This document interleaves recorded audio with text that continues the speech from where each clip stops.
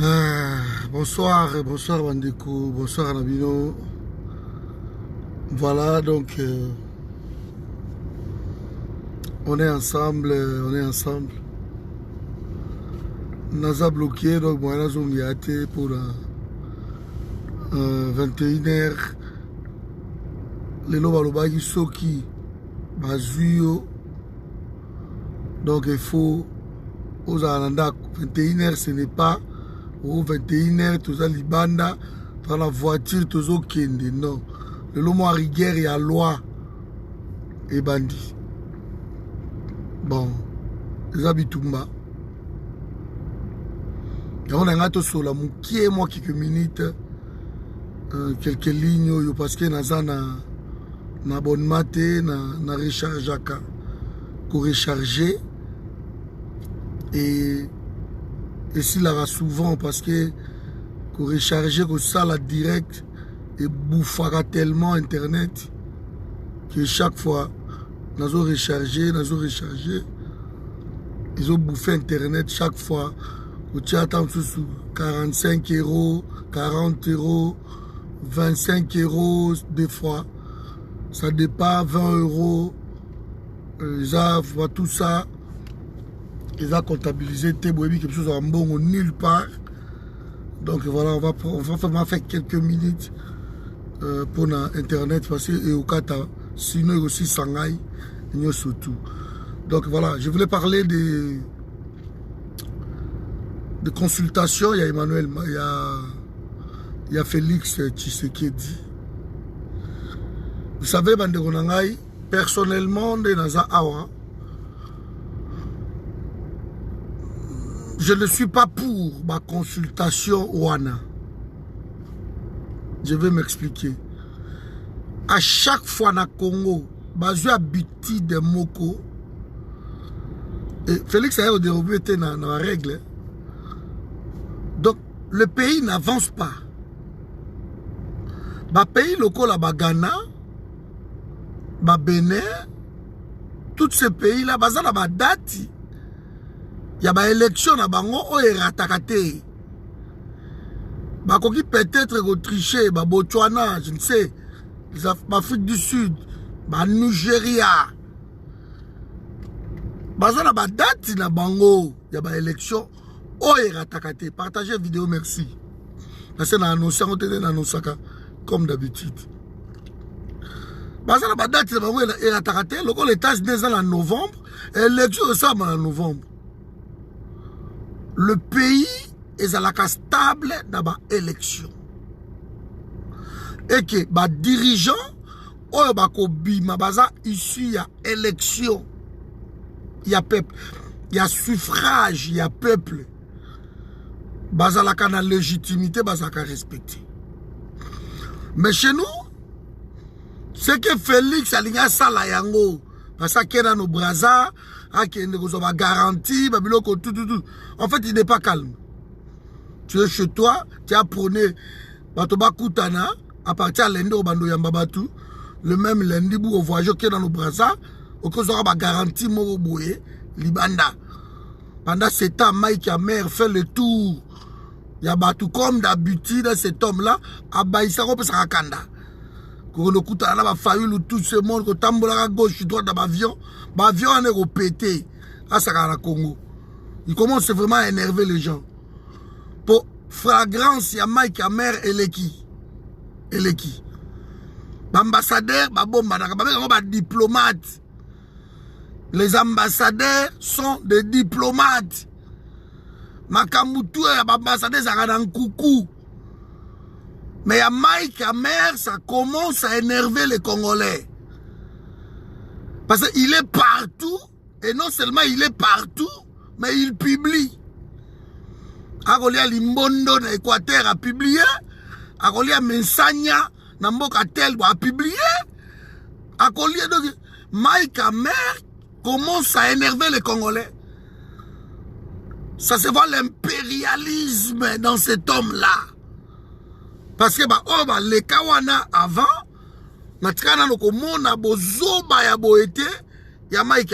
il exagère. Alors, Dialogue, et ça va vertu moko ya biso ya Afrique. Dialogue boye biango, c'est une bonne chose quand les gens bakutani ba se dialoguer. Mais dialogue et aboutissaka toujours na quelque chose. Dialogue ezalaka po esala bato bolamu pona kobongisa makambo. Mais ya biso ya Congo, dialogue ezandeke conglomérat, je dis bien, je pèse mes mots, conglomérat d'aventuriers bakutani pona ba partager gâteau. Ça, c'est le dialogue ya Congo. Depuis table ronde na Belgique jusqu'aujourd'hui, oh Félix Abengi Chouana, toza na 57e dialogue. 57. Mais et créaka toujours problème na 57 wana. Problème à ma cas c'est l'applicabilité à ma résolution au Bazouak. Il ne respecte rien. L'accord cadre d'Addis Abeba, un dialogue aussi. L'accord cadre a dit pacte de non-agression de pays signataires, il y a accord cadre, le pays voisin. Mais nous sommes agressés chaque jour. Tous ces pays-là nous agressent, alors chaque jour nous sommes agressés. On croit et ça malamu, dialogue dans dialogue. Et ils ont eu le culot. Ils ont eu le culot que chaque soir que l'élection aux à la lobby, bango il faut bakutana. Bako prôner dialogue. Les hommes politiques bakei quelque part nangomba croyaient que ne bakei kuna et quoi boutir quelque chose de bien. Rien. Donc nenge bakende ke kuna ezande ke bake ko yokana. L'accord cadre d'Addis Abeba et le Kobo Salamate. Bon nommé Batou, ba médiateur, ba oh baza suivi, il y a accord 4, rien. Toza na 57e dialogue, oh qu'ils ont respecté le côté. Nazaki na kin, période bakanga kingai, na kisasa. J'ai fait 17 mois en prison. Parce que la salle meeting, tout ça là, on ganga contre concertation nationale. Dans le cas de Bagambela, partout, ça moi tour du Congo, concertation nationale. Et c'est là que je suis au dialogue du caca. Et les qui est belé. Et concertation nationale, il y a eu plus de 600 résolutions. Je dis bien 600 résolutions. Et parmi les 600 résolutions, toiletté en haut. Ils ont toiletté, ils ont trié, ils ont choisi. Et ils ont trouvé que non, les 100, on va appliquer en haut tout de suite. Mais depuis concertation nationale, depuis concertation nationale, Wana, si les lots, appliquer à ta résolution Moko, je dis bien Moko, appliquer en haut.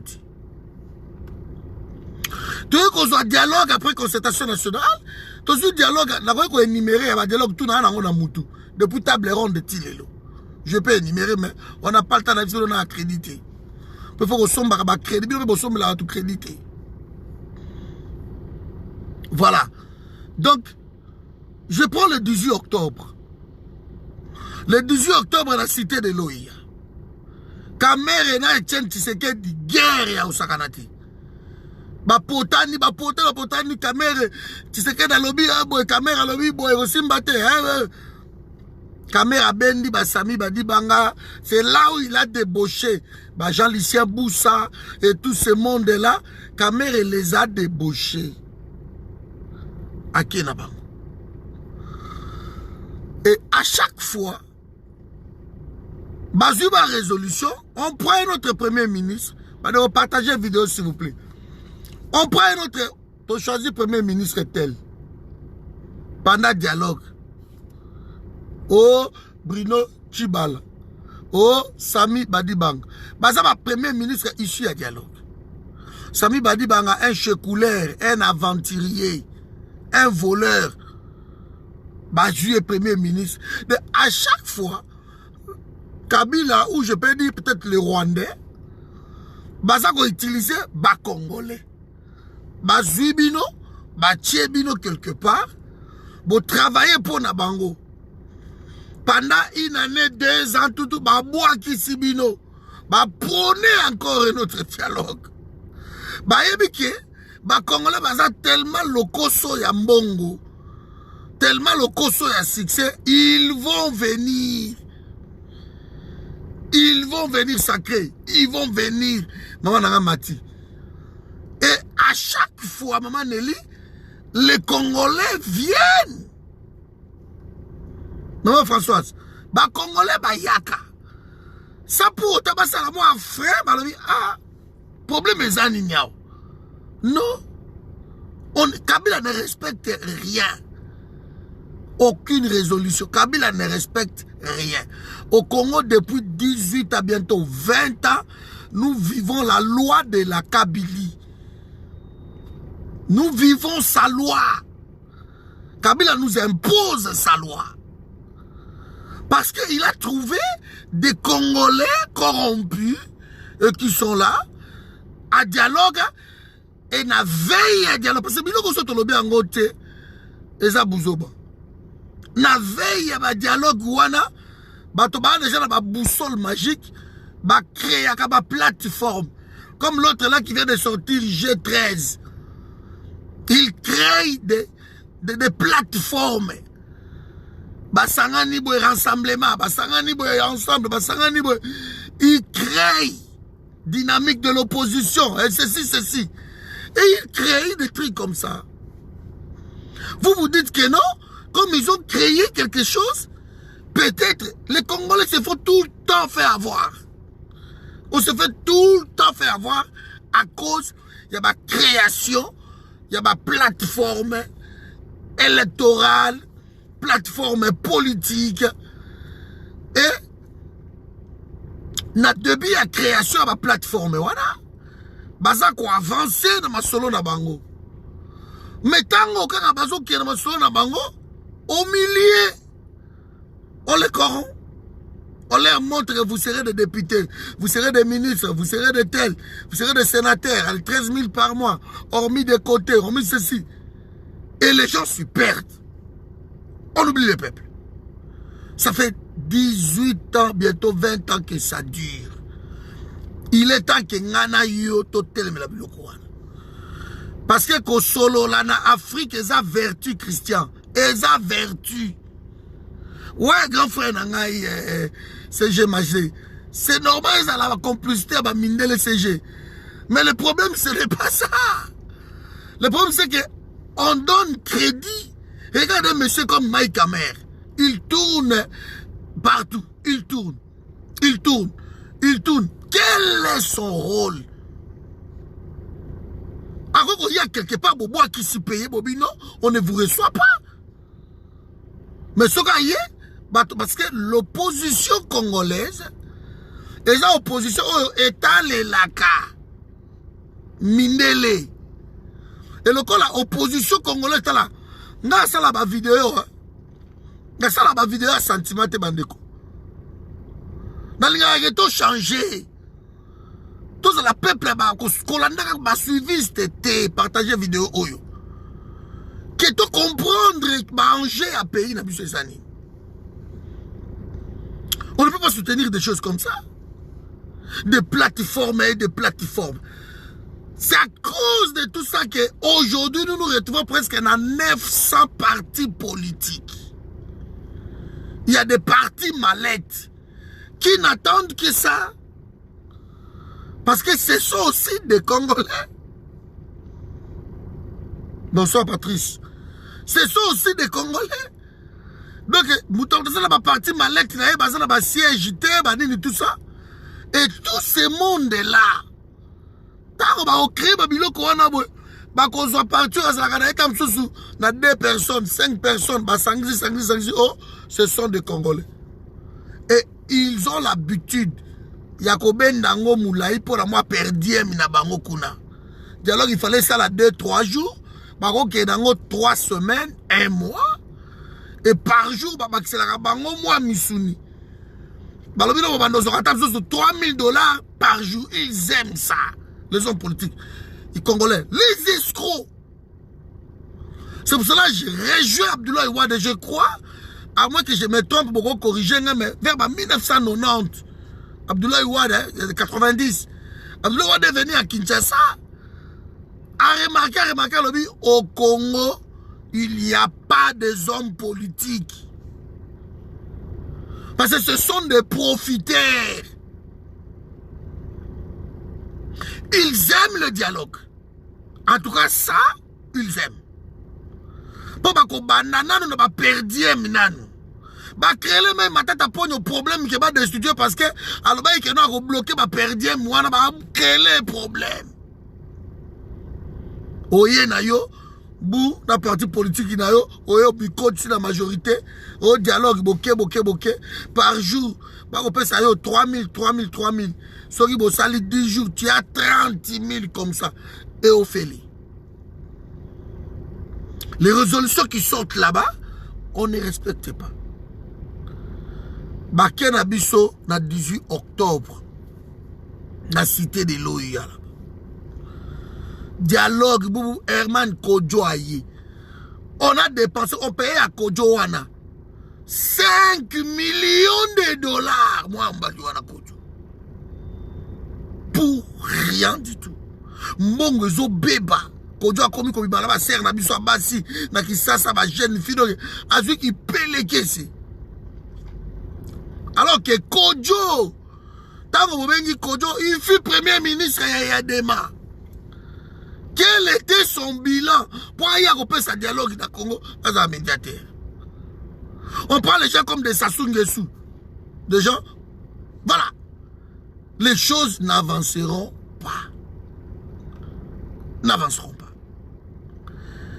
Alors, tant qu'on va vivre sur le gouvernement à 18 octobre, on en a vu, aventure. Tant qu'on va voir la coupe de Sami, on va dire, on va jeep, il y a primature à Tomboki. Si ba kaso on va kenda kuna ba kanga ba be rozolo côté. À Tomboka makasi. Il faut savoir biloko il y a primature. Je dis bien, il y a primature à Kenango.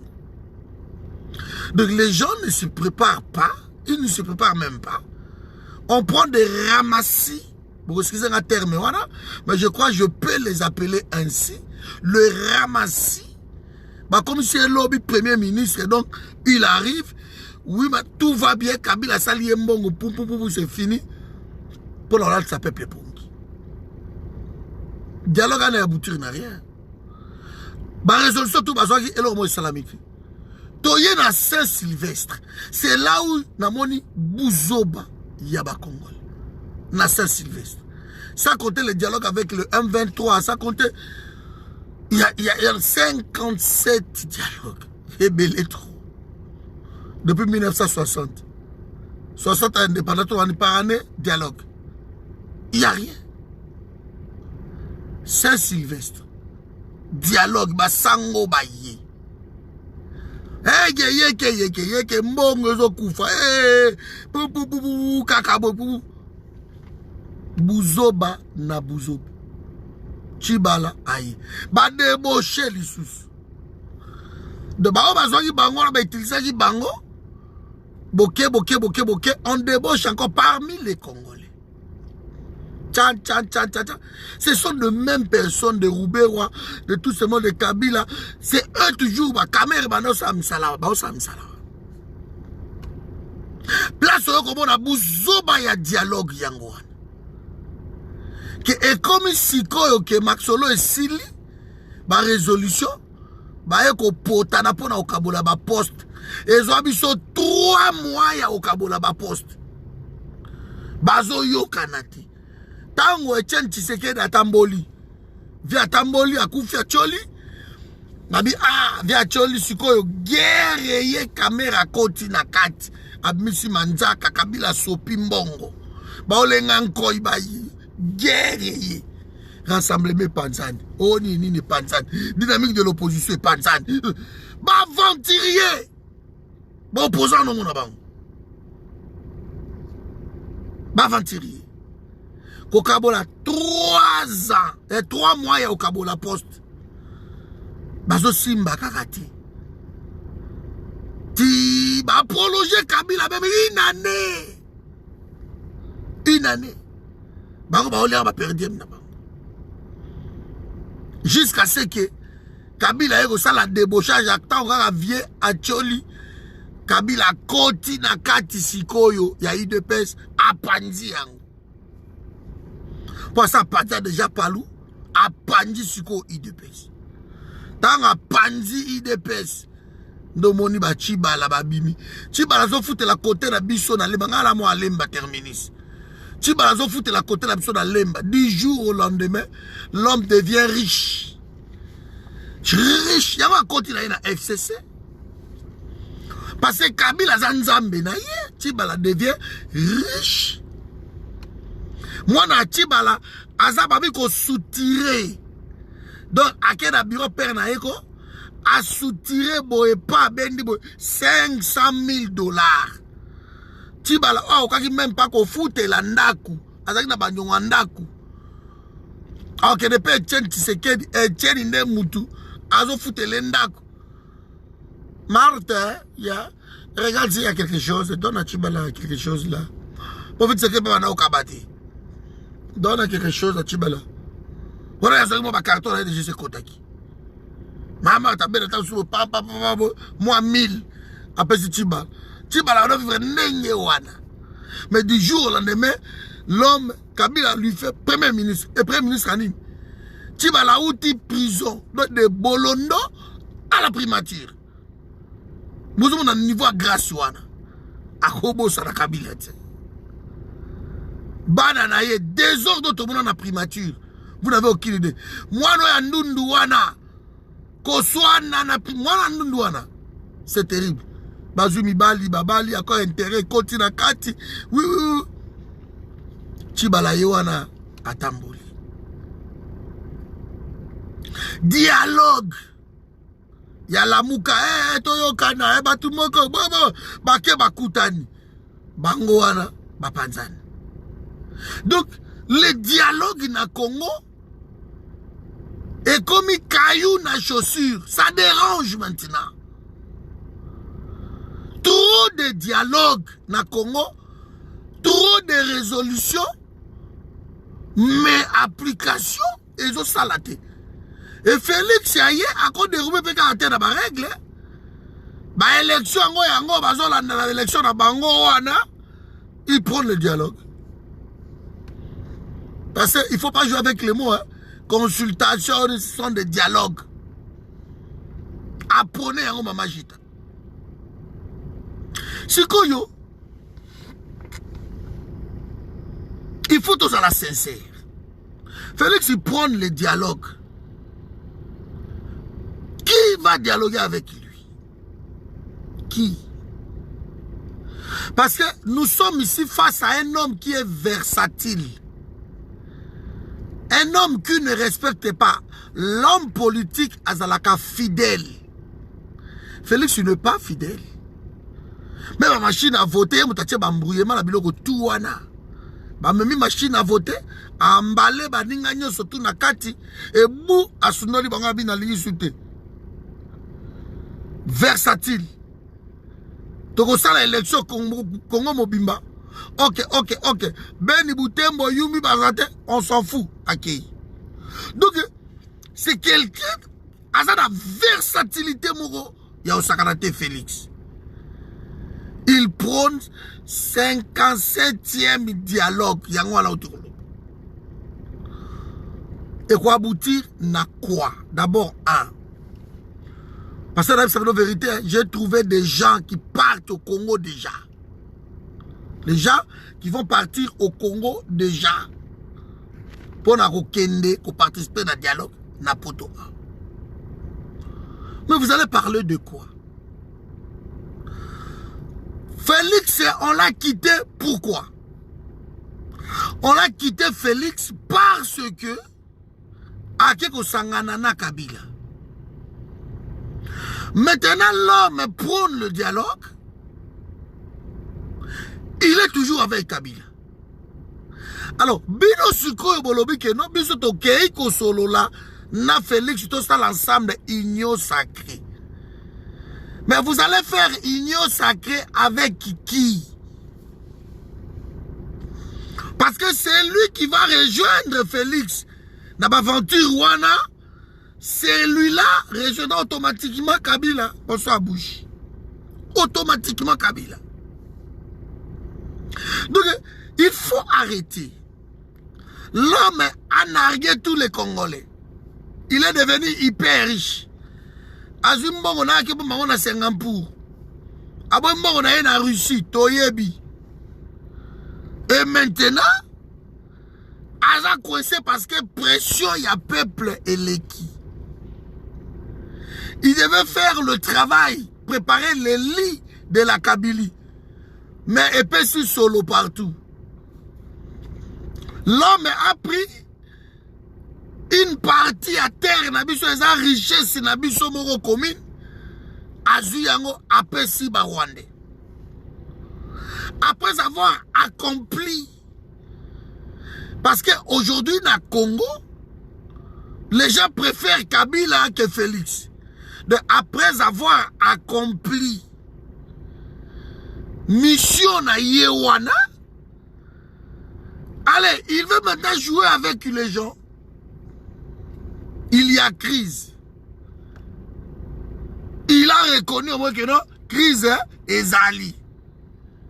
Si on a crise wana ezali, boya to sangana ni bakoya. Est-ce qu'il y a un dialogue wana? Ce qui se passe ya FCC baye. Bo salanine. Bo boya parce que ce sont aussi des Congolais. Tu les as embrassés, ce sont tes partenaires. Kabila, je crois, lobby ou si ma lobby d'ici la semaine awa. Kabila pas au sala ya yépe côté na yé. Awa bana ba sénateur, azo so ba député, azo so ba ngotu, awa kafe ba koto. Comme ça, Félix pas zui batu na ye koto yo. Asanga na bango sanga na bango, Kabila pas zui ya ye kuna. Et en fin de compte, les deux hommes bako kutana. Pour ba mona comment diriger ensemble. Réseau eza mobulu, naza na choite na ebsibino keno ba ki faza crédit l'ingesi là. Donc na okata première lité. Botu ne la ngata ba crédit bandeko pardon. Alors, le problème toza nango yango. Félix soki boke na dialogue wana. C'est vous. Bolobe zo bege menga zo mona te parce que bo tia ba GMT. C'est que bazo signaler. N'a pas besoin de beaucoup, soit de partager mingi, soit de j'aime. Donc il faut comprendre. Il faut comprendre.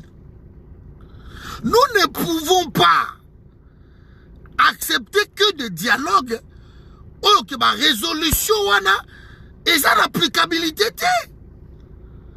À quoi bon bata kovimbisa?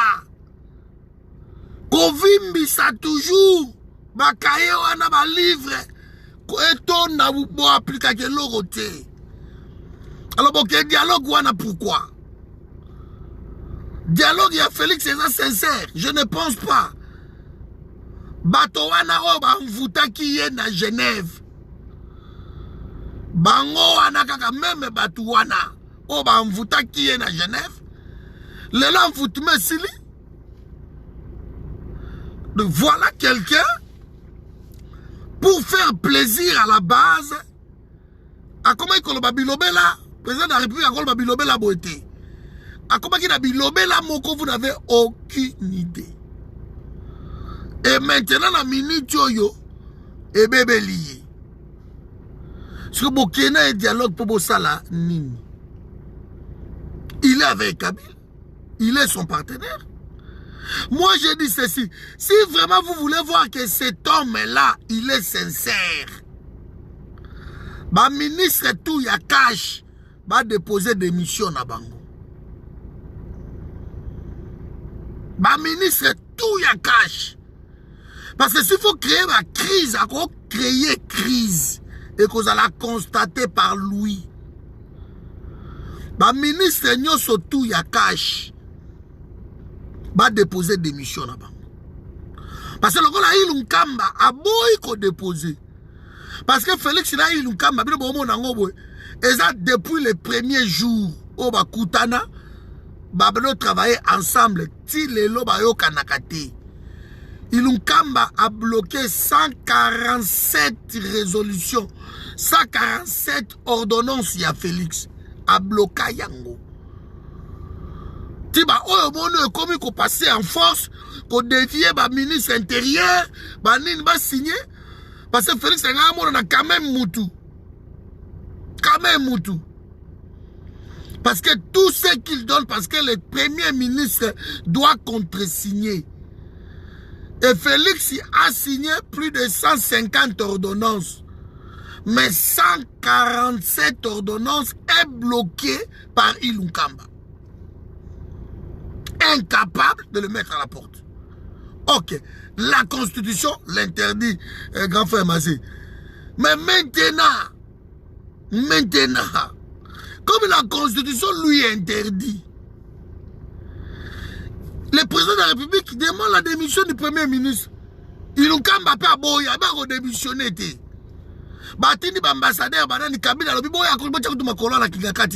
Il ne va pas démissionner. Alors, il n'a. Maintenant, avec Félix, ils vont continuer. Comment c'est Félix va réussir? Il ne va pas réussir. Je suis d'accord que Batoba solo la banine. Mais il faut être sincère, il ne faut pas prendre les gens comme des cons. Ilunkamba est là. Boza, 38% dans le gouvernement. Sur les 38%, sur le 38% dans Binoba Longwa, gouvernement est pays. Bien que le Premier ministre est là, mais il est aussi mbatté. 38%. Longo la bango va démissionner.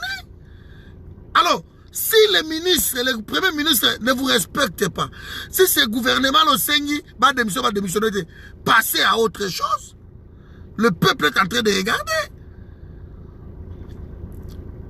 Bah ministre d'abord il y a cash. Bah Denis Kambale, bah Baudouin Mayo, bah nano intérieur, nano tribaliste, nano ouais, aventureux, même pas Koloba, incompétence notoire. Va démissionner. Va casser à tout ce monde-là. Gilbert Kankonde va démissionner. Soyez bangonyo surtout va démissionner. Et vous créez problème. Dans l'Assemblée nationale, ce qui 340 députés à FCC Batikali. Mais tout ya cash, babimi na bango. Le qu'on appelle pour récupérer 41 Bahati Lukwebo. Babimi. Bapius Mabouilou. Babimi. Assemblée Vandi. Assemblée Vandi. Et ça en est. Parce que c'est là ma projection n'est pas sali. Ceux qui bango tout, babimi gauche droite. Le PPRD. Ou le FCC, parce que FCC est une plateforme électorale, pas vraiment une majorité en soi. Donc le FCC est au Panzana, du jour au lendemain. Et une plateforme électorale, n'est pas la mouka, de FCC Zali. N'est pas caché Zali. Ce sont des plateformes électorales, ce ne sont pas des partis politiques. Donc, alors, si le président de la République a fort, a besoin, il y a Elo Kowane Simba. Mais il n'a pas besoin. Il demande juste à ministre Wana, pour démissionner. Oyo, Moni Pekeno, Assemblée nationale, on rejoindre Bissokoto, pour tout ça, la force, va démissionner. Ça serait une bonne chose pour tout le monde. Mais, Bisso na minute Oyo, tout ça, le problème à Minembo, et Simbi Bisso Moutou. Tout le monde yeba, eloko nini Minembo Zawana. Bon, nous, ce soit ma distraction, ou un dialogue, l'un des angles, il y a un bateau, au Kenya, au Brazzaville. Donc, dialogue, il y a un Brazza. Ça se voit que l'homme ne maîtrise rien. Qu'est-ce que tu vas faire à Brazzaville? Dialogue est la Braza. Depuis que le président, on sait que Braza combien. Le réseau qui a lobby qui a été vara nous kunanan. Tu pourrais à Zambie kutu à ce qui est. Chulungu se doit à Zambie. À lobby na yabi be. Na yabi kolinga ba voyage mingi.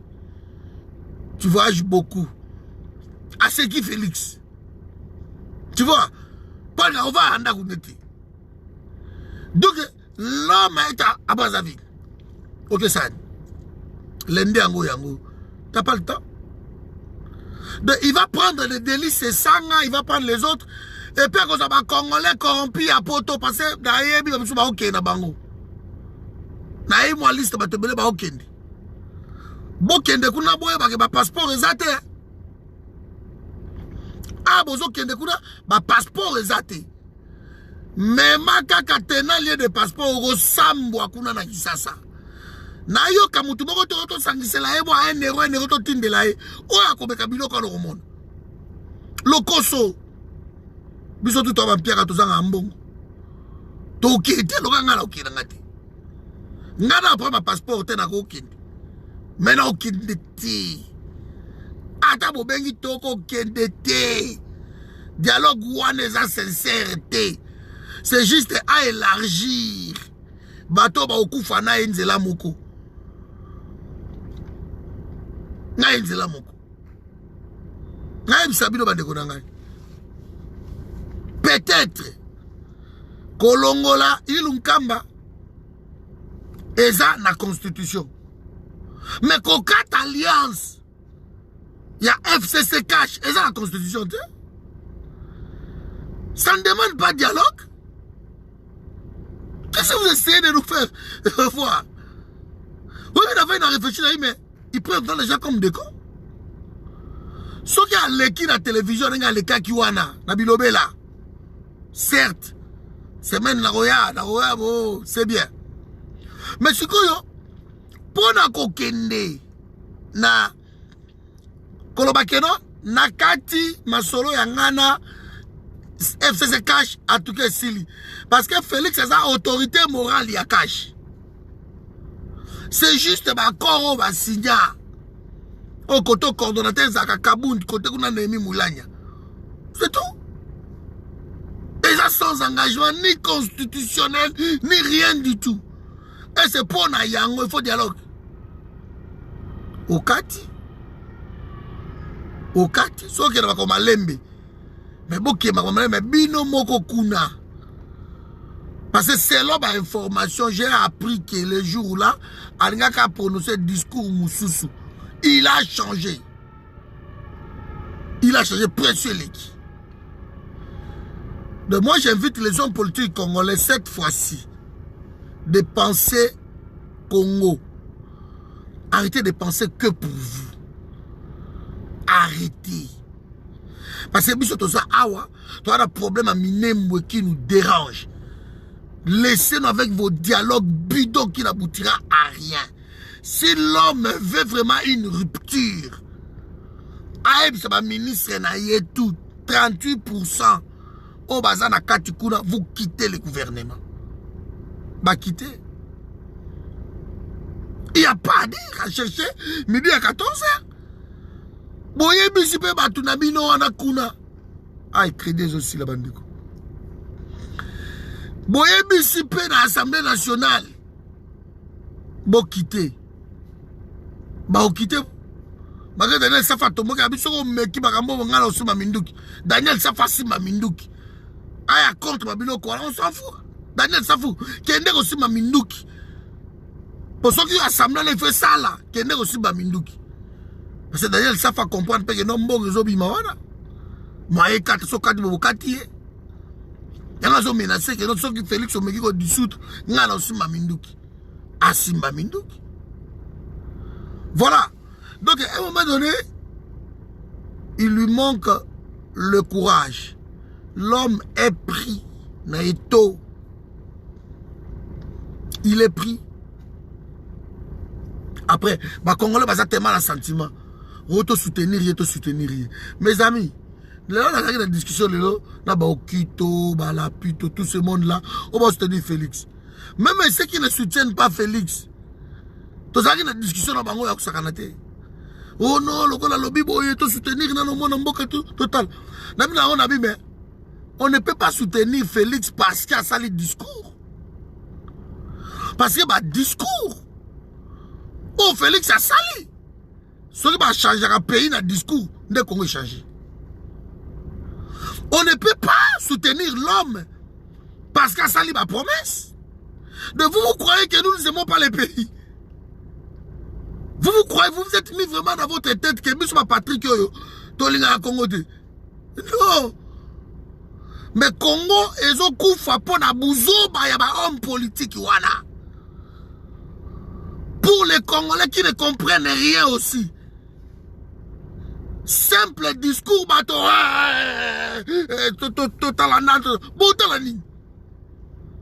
Ce ne sont pas des discours qui manquent à Félix. Félix, il aille toujours de belles discours, de beaux discours, de belles phrases, de promesses, voilà. En tout cas, il aille toujours ça. Mais l'applicabilité de ces promesses, parce que lui, il est coincé, il ne peut rien faire. Il ne peut que se pelle ça, ma parole, c'est tout. Mais ça, il est côté. Voilà Félix Place Azali coincé. Mais pourquoi il y a un discours, pourquoi on soutenir rien dans le discours? Mais pourquoi on soutenir un discours pour ça la nini? Parce que Kolobana il va continuer Koloba loba. Mais à quoi appliquer l'autre côté?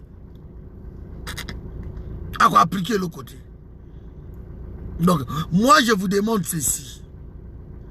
De ne pas faire confiance dans le dialogue. Arrêtez avec ça. Ce qui est dialogue, azwa toyebi bato babesana.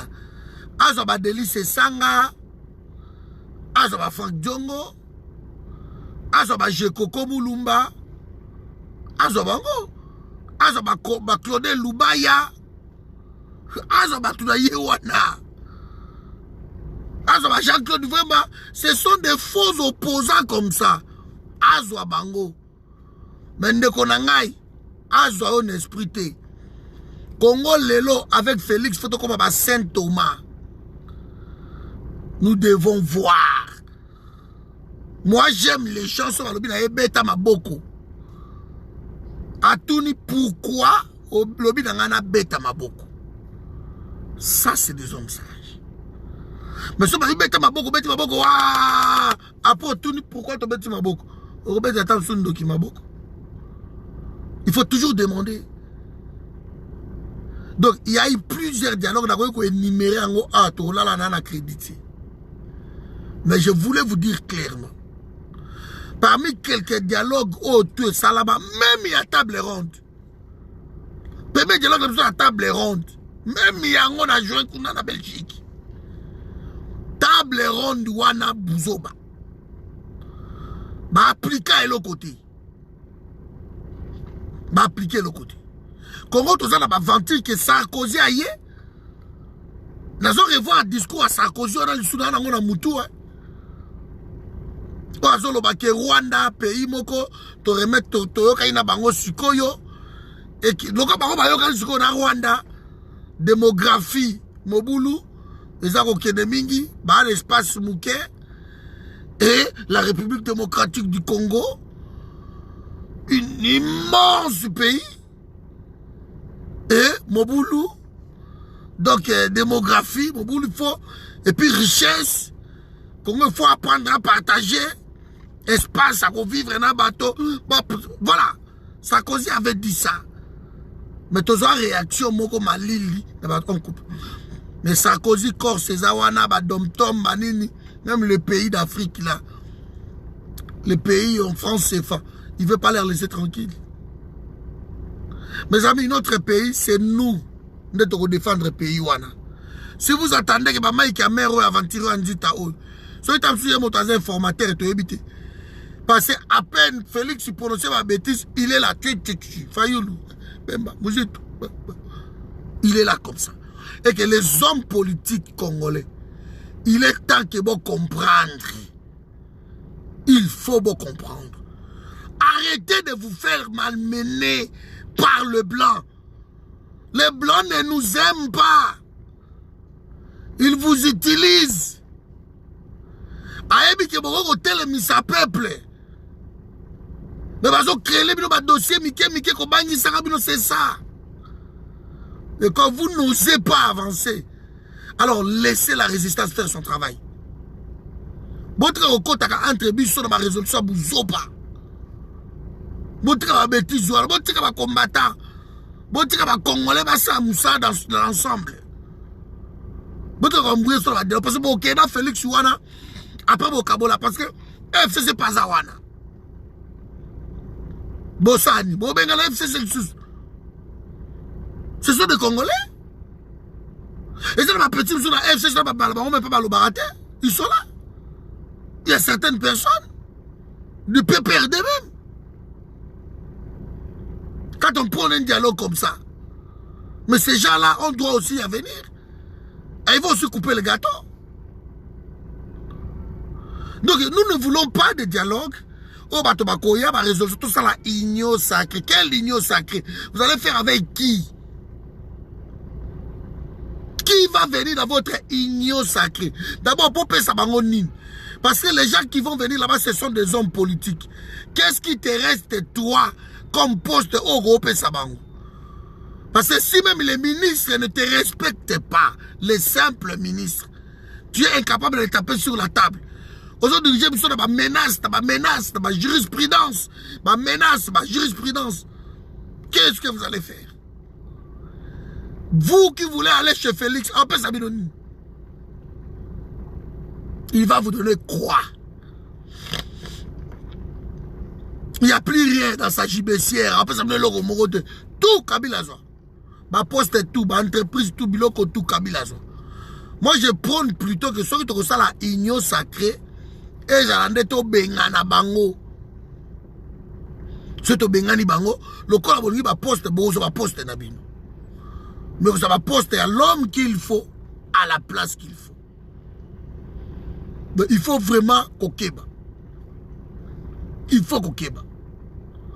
Donc, nous n'avons pas mon la tribune, on a beaucoup de crédités. On est ensemble. Donc, tout ça, la makambo, oh, bien, mais tout ça, les langues, malé. Quand les ambassadeurs, non seulement ne respectent même pas Félix de Christian Lobby, mais ils ne sont même pas convoqués par le ministre des Affaires étrangères, on se pose des questions. Et quand le président passe la télé, il dit non, on a reflété. Quand un président de la République a peur même d'un ambassadeur. Alors que France a retiré l'ambassadeur dans la Turquie, par rappeler. Juste parce que Erdogan, dans le discours, a traité Macron de démon. Erdogan. C'est pas dans le rappeler l'ambassadeur. Mais oh, il y a besoin de bêtises chaque jour. Votre président est incapable maintenant de caper la nangaï. Donc nous n'allons pas continuer comme ça. Voilà mes amis. Il fallait dire un mot sur Badialo parce que sur tout ce qui nous reste, les réseaux sociaux, ils nous suivent. Balandarabiso. Bango balo bango, tous les réseaux sociaux balandarabiso. Ils nous suivent. Donc ne cédez pas dans la bêtise, dans le dialogue. Parce que il faut d'abord approuver Bisso. Moutazaï la nginda zila danser après Bissiko c'est bon. Dans une bongo quoi. Si quoi ailleurs c'est bon bah de côté zongue la masolo c'est pas coûter c'est pas zongue Genève. C'est ça. C'est pas coûter c'est pas zongue Genève. Toi qui va grimace dans un Paul Chulung. Ah bien bon ça kana fati vous verrez. Tous on a besoin de pays, de promesse, de président Koité. Tous on a besoin d'institutions fortes. D'institutions fortes, nous en avons besoin. Parce que pays, président Kokinde, l'institution Kotika là. Ce institution a déjà biaisé, et là, on met la misati. Donc arrêtez vos bêtises. Arrêtez. Que personne ne cède. Que personne. Je vous demande qu'on a passé beaucoup à Mawabi, non beaucoup à Son. Bon, attends la semaine prochaine, Boubou, dialogue des années à Yena Kabila. Yena Kabila. Mais toi, c'est la semaine avant le Bayangot. À qui a dit premier dialogue dans Brazat. Si on dit Brazat, on sort dans Angola, tu es encore akoki étape sangola ke deuxième dialogue tozo zela bino batu bokende kuna mais ba résolution ko bima wana jamais Kabila ko respecter yango. Donc il faut arrêter de jouer avec nous parce que minembo n'est problème. Si vous poussez l'Assemblée nationale, vous ressemblez à mon colonie. Et là, vous dites à mon colonie. Bidjango, vous ressemblez à mon colonie. Toyebi soute. Programme et banité. Pendant ce temps-là, les Rwandais, Bazokot. Bazokot, il y a déjà plus de 20 000. Tant que vous tinda commission d'enquête, vous prenez wana. Que vous créez pour ça. Tant que vous avez déjà minembo. Et ça a plus de 20 000 habitants. Donc, il y a des critères. Malgré les autochtones, les Simba, les Simba, les Boya, mais les vendre les critères, il y a 20 000 habitants, ils ont autonomie. C'est ça. De façon jouer dans le Mike, et les Congolais cèdent la Bilokouane. Tous les hommes politiques, tous les Congolais disent non, écoutez Félix, attendez d'abord Makambona, il y a un dialogue na Kabila. Nous voulons voir clair la souveraineté na biso d'abord minembo. Mais on cède. On cède. Dialogue 57e yango wana. Échanger de l'eau comme mon côté. Boza kutu na dialogue. Il y a Saint-Sylvestre. Bakangi Franki Djongo. A kota boloko na dialogue il y a Saint-Sylvestre. Et parmi ma résolution, ma préalable, et là, il y a un homme politique au bazar à la prison. Ma préalable, non seulement ça qui respecté, Kabila a respecté en côté, mais bazo kangapé pendant le dialogue, bakangi, baketia en prison. Pour vous montrer que l'homme a sala magambo selon lui. Oh, tout le monde a fait ça, ba mangungu, ba mangungu. Ce Kabila a bêté la table, pas assis. Il est comme ça. Il est comme ça. Ils ont rendu Kabila fort. Et Kabila Zagi affaibli à Koufaki, à Silaki, en 2018. Kabila Monagi ici, moi, au Kendezate. Alors, le bosso, mon Christ, socialité, à pas et les cas qu'il n'a pas dit. Félix Amoni, bah, millions à gagner. Encore, le soit comme ex-président. Il va gagner 667 000 $ par mois. Presque 8 400 000 par an. Aïe bien, ok, non, Angindi na vinaye. Et voilà. Ce que j'allais à vous dire, donc, nous n'avons pas Molabino. On est ensemble, total. Total, mais là, au Mogo, ils ont été, il n'y a rien. Là, au Mogo, ils ont été. En politique, je dis bien les hommes politiques, oh, boye bani quand même, moi, mouké. Boké bavantir, on a été. Boké à partir malais, tout ça, là, 800, 900 lélo. 900 partis politiques. Donc, comme on a 1000 partis politiques bientôt. Donc, tika ba oana ba parti malette, banani, ba kende na bango. Laissez-les. Mais vous, beaucoup de bêtises, on a dit. Bino bozo peser quand même. Vous de la mouka. Beaucoup de bêtises, on a dit. Parce que l'eau comme on changé. Ce qui est ce qu'on travaille, ce qu'on a Félix, c'est que ça arrive à gêner. Qui moi, na maïkota na noana. Ou bien dans la tout ça, la notoriété. Et tout coup après. Dialogue en soi, c'est une bonne chose. Mais dialogue, il faut ça la vertu mokobu. Il faut ça la bilo comme ba liba ba accompagner. Il faut tout le monde ko accompagner papa Robert Nkoy. Il faut tout le monde. De ce to monité, biso ko so ba Saint Thomas. Pour ma parole à kitoko ya ki ba déboulodé na ko sala. Ezaki tellement ébélé. Et ma parole wana nyoso tu ya kitoko Félix Aloba ti lelo. Et là, ata moko kage kokisamate. Ata projet moko pa salamate. École et kokisamate. Onin et salamate. On se de mouton rien. A kokisate lo morote. Na lobi ata moko kokisamate. Na 2 ans, un président a mi-mandat. Na 2 ans, a réalisé ate lo morote. Et on constate crise de l'eau. Biso to loba ngote. ofinga biso ba komantaba ofinga biso ba muso finga biso so ni nango lisusu wana so ni nango na boso eli boso ava komantaba finga biso lo moko wana pebo donc ofinga biso président moko yo ofinga ka bato ofinga ba Congolais lo bengi so ba komantaba ke dialogue na kuta ine belé ba ok ça semaine prochaine ba ok na bango donc il faut arrêter bon tika bango ba kende bandeko bon rejoindre bango ti dialogue à Félix Tenga liaka ngo aussi lisango yemo akende ko soma mamanga mubesu bangai wana agosisa ngai wana yemoko agoyoka ngo o nyake akende ko lia bapaka paka o nyake walia ki wana akosisa ngo yemoko ngai ya paka bandeko nanga moto akopesa bango ta mpunga azate poza mpunga te bagolia bangai wana bango moko. Il faut arrêter de jouer avec le pays comme ça, avec vos dialogues bidons. Vous arrêtez avec ça. Il y en a marre. Il y en a eu tellement. Et quand vous partez là-bas, c'est pour que bon écoutez c'est juste ça. Et le peuple va pleurer comme d'habitude. De maintenant, vous arrêtez avec vos dialogues bidons.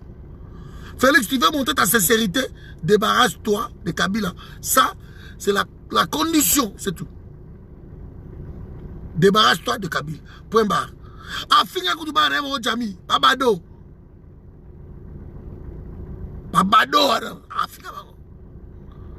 Donc ce sont déjà comme ça, mon orgueil wana banini. S'il est coincé, ok, nango tu wana. Ok, nango tu de wana. Acti sa makambuna ye. Asala azwa mbongo l'histoire de belé. Azwa Félix Zoa. Zoa milliard, Zoa ngokende, Zoa tout. Moro Sanzang. Voilà mes amis, la tribune awa. Ça va pas mon labino, ba bonne nuit. Donc on a continué mais crédit mon boulot na somba ya osomba. Donc ceux là ça nda kunde na sala kana oni wifi c'est bon. Donc vraiment on est ensemble. Ingeta toujours. Vous avez appris d'abord va na bandaku. Donc on couvre fait bandi. Libanda kutu ata mutuka mokote.